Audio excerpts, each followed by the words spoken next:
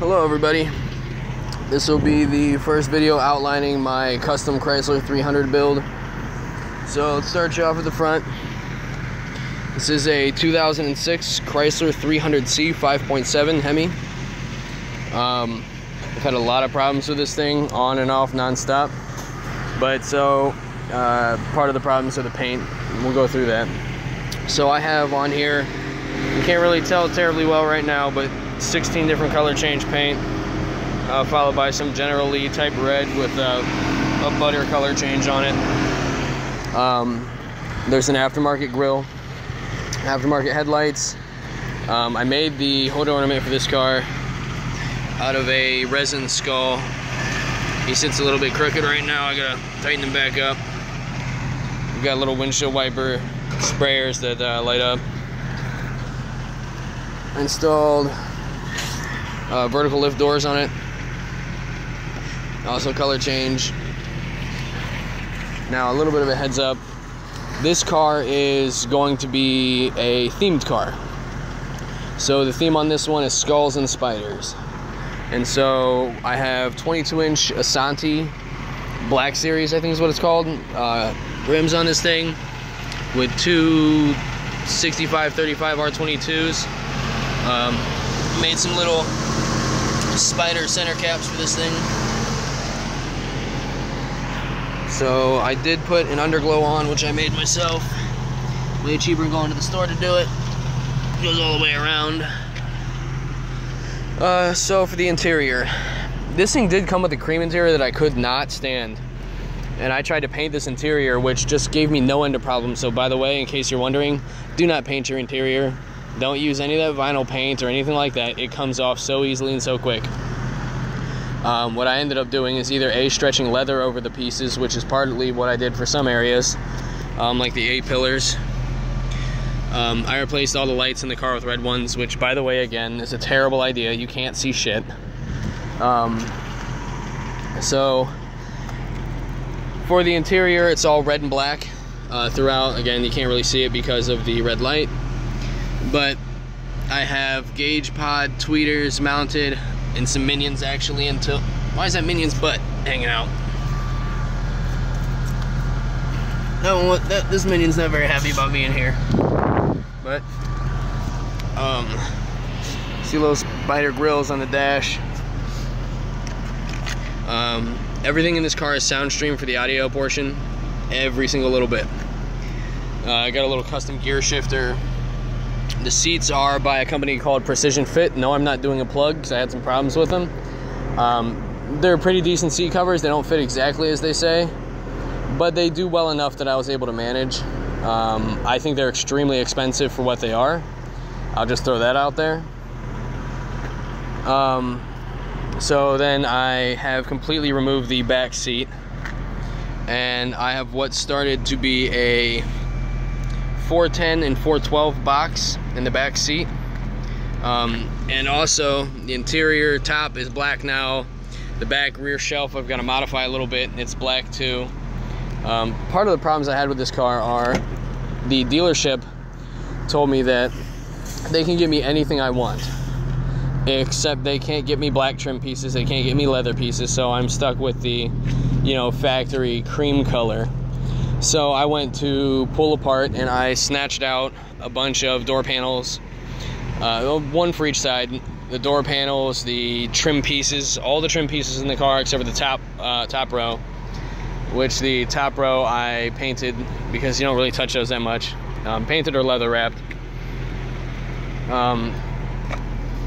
You're not going to be able to see it, but the floor is made out of leather too. I bought a custom floor mat from eBay for like $120 or something like that. That was custom made for this car. So here's the trunk. It's just empty speaker boxes for right now. This is going to be my amplifier bay when I get this thing done. For some crazy ass reason, 4 of these subwoofers take 3.13 cubic feet box per speaker, which is absolutely ridiculous. So other aftermarket parts in this car are, I have a Diablo Predator i3 tuner. I did have the i2, which they say is good for this car, but I bought it from some goofy eBay seller and the guy sent me one that wouldn't work for my car, and then they ended up saying like, oh, well, the i2 doesn't work, but we're gonna upgrade you for free. And then I lost a little bit of functionality from what I was reading about, but at least it works. I'm still working on the paint job. The whole scheme is to make this thing look like a modern day muscle car. I want this thing to look a reverse version of the 1920s and 30s Chryslers.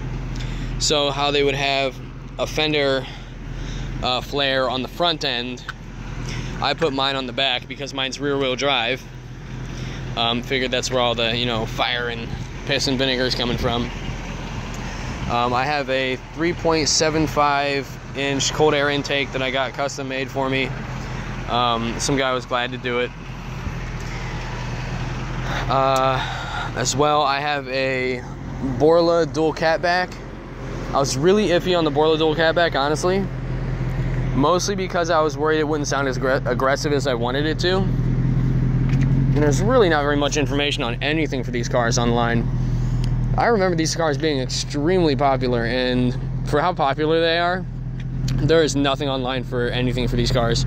I mean, there's bare minimum, you know, standard everyday procedures, but when something goes crazy, it's really hard to fix. I've spent multiple thousands of dollars repairing this car. I'll tell you this much, the car shouldn't get. This car is fast as hell. It takes off like crazy. It does have the standard Chrysler problems though with the front end suspension, so you'll never escape that. The best you can hope to do, I think, if I was to take my guess, is buy the lifetime warranted parts from AutoZone or wherever you're going to shop at, and just replace them as need be. So now here is my audio system that's sitting outside the car. I'm at Walmart right now. So I'm doing this thing entirely Soundstream. There's a point to it. I used to really like that company when I was a kid. They really impressed me from their old stuff, so I tried to collect as much of their things as possible with some specifics in mind. So I have two TX 2.350s, the 350 watts, 2 channels. They're not for my door speakers. I don't know what these ones are going to be for. I snatched them up because they were available. If they can be strapped, which I'm assuming they can, I'll probably just pick up 2 more and strap all 4 together, honestly, if I can. I've got 4 TX 1.1300s. You only see 3 here because one of them isn't home because some hobo, actually he wasn't a hobo, he was some kind of crackhead or something. He ran into me, like physically ran into me running from demons and aliens or some shit, and knocked me into my trunk, which caused me to touch my power wire, or my power wire to my amplifier case, and blew some capacitors. So I'm currently working on getting those in the mail to fix it. I have one TX 4.560. That's for the door speakers. But I'm not using it for the door speakers because this car's factory sound system is pretty badass.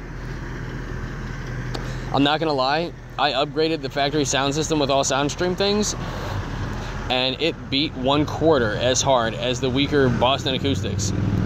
And the reason is because the enclosures this car has were made for the Boston Acoustics, period, point blank. So they sound better in the car, end of story. So I'm going to leave those in the car, but what I am going to do is I'm going to run my mids and highs separately that I have aftermarket with the 560 amp. I have 4 compression bullet tweeters. I've got 4 regular neodymium high-pitch type tweeters. And I've got 4 6x9s. And so I'll probably just end up building a couple 6x9 boxes custom for the car somewhere in it. Now onto the subwoofers. So these are 4 XS12s, dual voice coil, 4 ohms. I got these from a guy off OfferUp. He posted them up like 2 years ago. I was really surprised he actually still had them and ended up letting me get them for a really good deal. I've never ever played these. I have 2 Extreme amps at home. I don't like them. They're heavy as hell, but they just do not put out the power I'm looking for. For how heavy they are though, they are freaking awesome. I ended up pulling the emblems off mine and putting them up for back to sell. So these things are dual voice coil 4 ohms. They're 300 RMS a piece or 600 peak. For some reason online it says 250.